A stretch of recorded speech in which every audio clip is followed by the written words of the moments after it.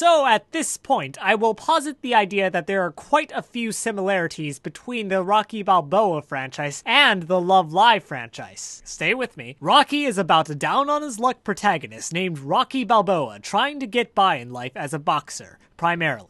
Everything changes, however, when reigning heavyweight champion Apollo Creed gives the Italian stallion a chance to make it big for the first time in his life. No one seems to treat him as a serious contender, but Rocky is determined not to let this opportunity go to waste, to show the world that he ain't some bum from the neighborhood. In the climax of the film, despite not getting the technical victory, Rocky achieves a moral victory in going the distance with Apollo. It's not about winning, it's about doing your best with no regrets. Juxtapose that with Love Live's School Idol project. The first season is about a group of down-on-their-luck protagonists consisting of Honoka Kosaka, Kotori Minami, Umi Sonoda, Hanayo Koizumi, Maki Nishikino, Rin Hoshizora, Niku Yazawa, Eli Ayase, and Nozomi Tojo. The group of girls try to live their lives without losing their school by performing as idols, to no avail. Everything changes, however, when the Love Live, a tournament where school idol groups compete with each other, is announced. This offers Muse a chance to make it to the big time and save their school from closing down. No one seems to treat them as serious contenders, but Honoka and her friends are determined not to let this opportunity go to waste, to show the world that they aren't just some posers who will never succeed. In the climax of the anime, despite not getting the technical victory, Muse achieves a moral victory in that the journey is more important than the goal. It's not about winning, it's about doing your best at what you love with no regrets. Rocky 2 has Apollo Creed feeling bothered leaving the ring with a guy like Rocky going toe-to-toe with him, and he demands a rematch to prove his superiority. Rocky declines, however, as he already felt he accomplished what he set out to do with the first fight and he has new responsibilities to take care of. Much of the film deals with both the benefits and the drawbacks to the fight. Rocky is unable to manage his newfound fame and loses most of the money he earned from opportunities afterwards, and Apollo's career is in turmoil from the backlash over his win against the underdog. Ultimately, both men need the fight for personal and practical reasons, and they eventually schedule a rematch. Unlike the first film, Rocky defeats Apollo this time. The second season of Love Live School Idol Project has the winning school idol group of last season's Love Live, Arise, feeling bothered that they never formally competed with Muse, who they perceived as their greatest rivals in the tournament. Arise, consisting of Tsubasa Kira, Erina Todo, and Anju Yuki, directly challenges Muse at the wake of the second Love Live tournament announcement. Initially, Honoka refuses to compete in the tournament due to already feeling accomplished at what they did in the previous season, and she has new responsibilities to take care of. The show doesn't deal with the consequences of becoming popular school idols much. You see, merchandising only goes so far in the context of the story. Ultimately, Honoka acknowledges the fact that the tournament is the final chance for the senior students of Muse to perform together before they graduate, and they eventually enter into the second Love Live. Unlike the antecedent season, Muse wins the tournament and defeats Arise along the way. It's actually about the destination and being victorious this time. Now that we see the similarities between the two franchises, we can speculate what the sequel film is going to be about. Since this is the third installment of the visual narrative art form compilation, the story will begin with Muse being the champions of Love Live and famous school idols. A new group of idols appears and they challenge Muse to a competition. I'm going to guess that the new group will consist of professional idols instead of school idols. I'm talking about lady pop stars who are already adults. You know,